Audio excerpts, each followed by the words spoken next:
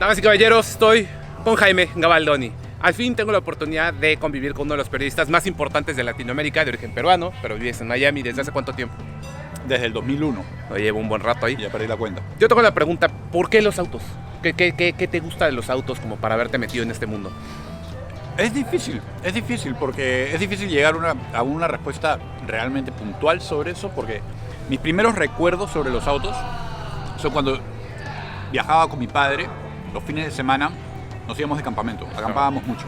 Y él tenía una Bronco y recuerdo yo estar atrás en el maletero, y te estoy hablando, tenía 7 años. Y siempre tratar de identificar los autos que pasábamos o que no pasaban. Tratar de no sé, identificar las marcas. Ese es mi primer recuerdo con los autos. Y nunca se me fue. Siempre me sentí orgulloso de poder recordar las marcas, los modelos, saber los precios.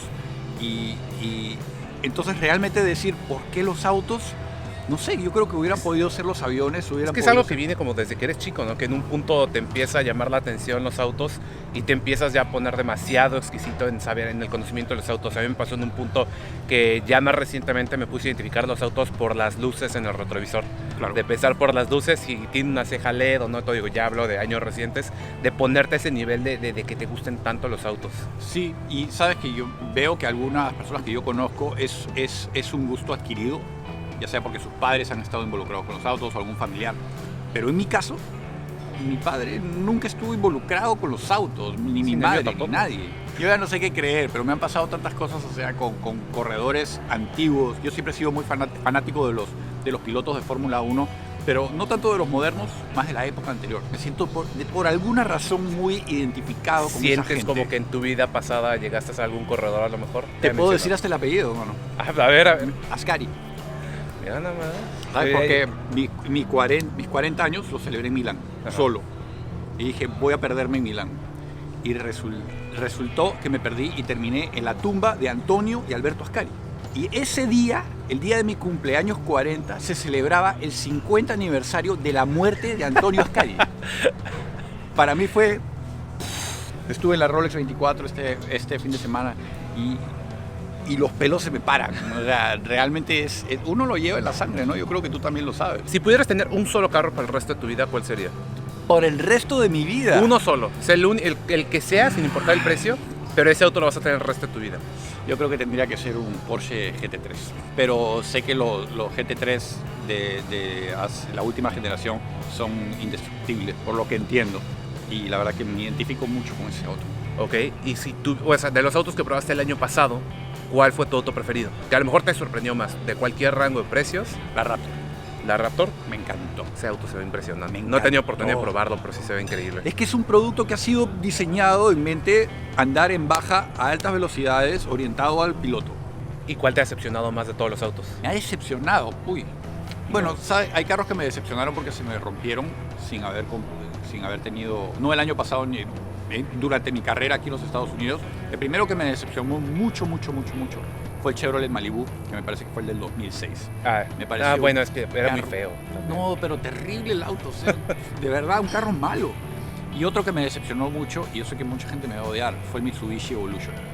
No la última generación, pero la anterior. ¿Por qué? Se me rompió.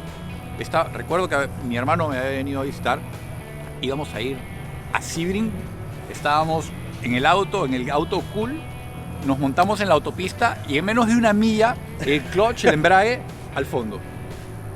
No había nada que hacer. Y nos quedamos varados en la carretera y con un ganas. Mitsubishi se supone que están hechos para la durabilidad, son autos que duran años. Rally. El Evo justamente es Makinen. lo máximo. ¿Y qué pasó ahí? Totalmente decepcionado, no sé. Yo llamé a la gente que nos dijo, aquí está su carro, te los dejo. Les dejo la llave escondida. Esas fueron las decepciones que he tenido. Pero te juro por Dios que yo pienso que los autos de esta generación y esta época es difícil encontrar uno que sea malo. Pero también pasa algo que a lo mejor como que últimamente los autos los sientes muy parecidos, ¿no? En general todos se sienten... Es raro ya encontrar, a menos que sea un auto hecho para dar emociones, ya la mayoría de los autos los empiezas a sentir muy homogéneos. ¿Monótonos? Sí, monótonos. Por ejemplo, tú pruebas un Honda Accord y la mayoría de los autos de ese tipo de autos medianos o grandes se sienten muy similares, como que no dan muchas cosas. Pero dice sentir, no verse. No verse. Obviamente el diseño y la tecnología últimamente evolucionó muchísimo y tratan de diferenciarse más.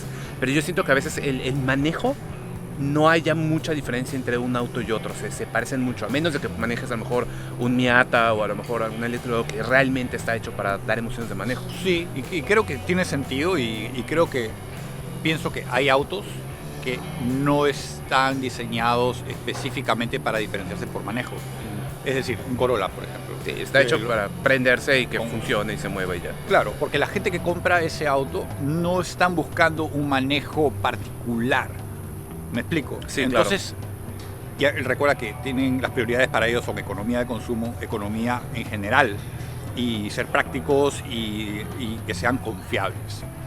Entonces, si estamos hablando de este segmento común, digamos, y blando, por definirlo de cualquier manera, los elementos que van a estar compartidos, estoy hablando de sistemas, por ejemplo, de suspensión, el sistema el tipo de motor, la cilindrada, etcétera, etcétera, van a ser muy parecidas entre marcas. Entonces, yo creo que a mí una de las cosas que más me gusta del trabajo, y lo repito siempre, y es uno de los retos a veces más difíciles, ¿no? Es bajarse de un Rolls Royce, de tener la mentalidad del billonario, claro, a bajarse a un Corolla. Es que todo, o sea, también depende mucho del tipo de auto que pruebes, o sea, no puedes esperar los mismos lujos.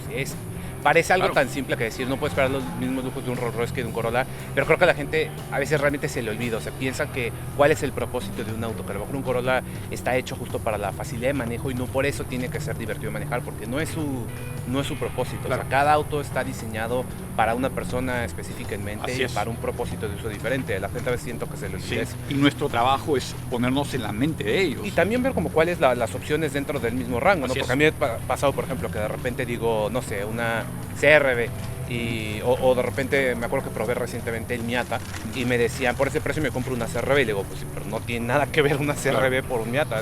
Cada auto está hecho para un propósito diferente y para un público diferente. ¿Cuál es la diferencia, digamos, con el público estadounidense con el público latino? O sea, ahora tú que ya llevas tantos años aquí, ya has visto justamente cómo es en tu país natal. O sea, ¿cuál es la diferencia, por ejemplo, que tú ves con Perú y el resto de Latinoamérica de la cultura del automóvil con lo que sucede aquí? Independiente a lo mejor de los presupuestos y de la invasión de los autos chinos y de todo eso, ¿cómo se ve el auto aquí y cómo se ve en Latinoamérica? Es que es interesante porque el mercado de Estados Unidos es tan diverso que tiene un poquito de cada uno de los mercados latinos. Porque recuerda, sobre todo en Miami, donde yo vivo, todo el mundo llega ahí. Sí, claro. California también, pero... Sí, pero Florida y California son realmente el lugar en el que está todo... California es más mexicano, sí. Miami es mucho más diverso. Sí. Entonces tú llegas a Miami y tú ves una diversidad cultural alrededor de autos muy interesante. Yo sé que los peruanos, por ejemplo, con la gente que yo me rodeé durante toda mi vida, el auto es parte de la familia, punto. Le ponemos hasta nombres. Sí. Y yo sé que otras culturas también lo hacen, pero es, por ejemplo, a unos cubanos.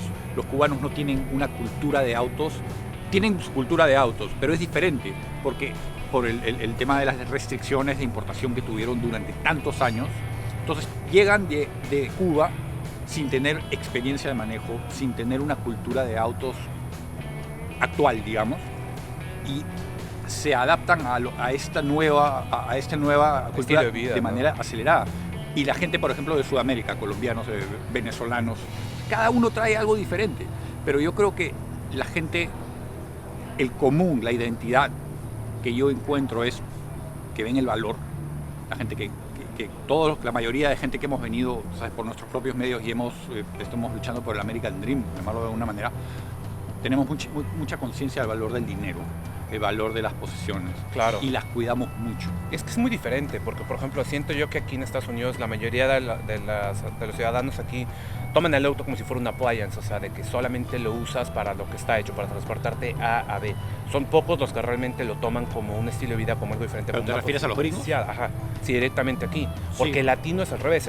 El auto comúnmente es la posesión más valiosa o la segunda posición más valiosa que tiene en su vida, puesto que las casas a veces la rentan o algo, no, o sea, después de la casa el auto es lo más costoso que tienes en tu vida. Sí. Y como todo lo aprecias, y tú lo has dicho, o sea, los autos tienen un nombre, los autos son parte de la familia, son tu primer símbolo de libertad realmente de poderte mover. A lo mejor allá en Latinoamérica no tenemos esta cultura de irnos a vivir fuera de nuestra casa a los 18 años. Claro. Entonces el auto es nuestro primer símbolo de libertad, a poder salir de la casa. Sí. Mientras que aquí es solamente una herramienta más. Pero recuerda algo, y lo que acabas de mencionar es cierto, que los niños, se espera que los hijos a los 18 años se vayan. Sí.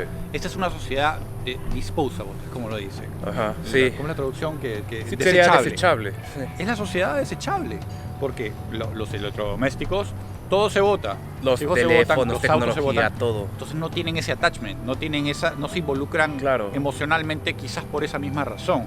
Pero esto lleva de años. No, y ahora como ayer tuvimos la conversación, los millennials lo ven de otra manera. Sí. Es otra cosa. o La sea, posesión es otra cosa, es más, incluso luego no hay posesión, hay gente que no tiene auto y solamente se mueve en Uber o Lyft Así es. y ya no tiene un auto Así y es. dice, ¿para qué tengo auto? ¿Para qué tengo eso? O sea, todo, si las películas se puedo hacer streaming por Netflix y puedo hacer, rentar las cosas y puedo hacer share de algo más, como que Less is Eso more, cambia. es como dicen. Sí. Menos es más. Que imagínate ahorita el tema de los autos eléctricos, autos híbridos. La gente se le paran los pelos y no, quiero escucharlo. Yo entiendo. Pero yo creo que parte del amor por los autos es aceptar la evolución de claro, ellos, ¿no? y que hay diferentes tiempos son tiempos que van cambiando y es hora, creo que todos nos tenemos que ir adaptando a esos tiempos que van cambiando, porque al fin y al cabo si no te adaptas vas a quedarte. Y eso es Exacto. algo importante. Pero, a ver, última pregunta, ¿tienes auto? Todos. Tengo todos los autos a mi disposición. Ay, yo decía por si tenías auto, ¿qué nombre tenía tu auto?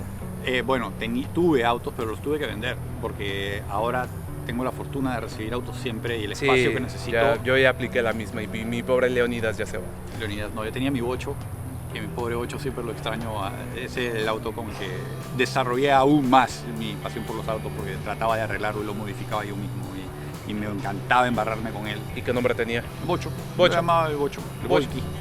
Está bien. Teníamos nombres, pero Simple. siempre le hablábamos. Era mi confesor. Jaime Gabaldoni, al fin tuve la oportunidad de platicar con él y ya saben, comentarios abajo, suscripciones en el canal de Jaime, en el canal de Autodinámico, en todos. Nos vemos en el próximo video. Éxitos. Adiós.